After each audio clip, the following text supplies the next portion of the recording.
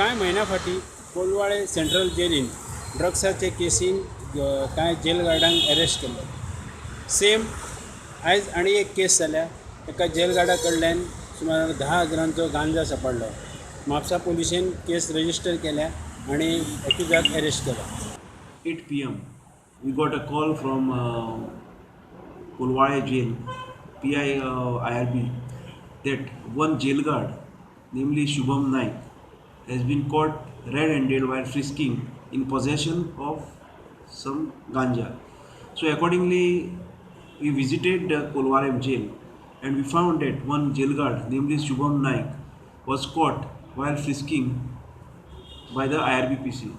The said ganja was found in his innerwear. He brought that ganja while coming from the out.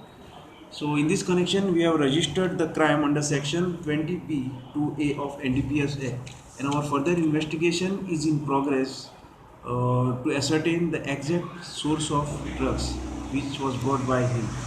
Presently, we have arrested him and he is in lockup. So value The value of the we got 106 grams worth rupees 10,000.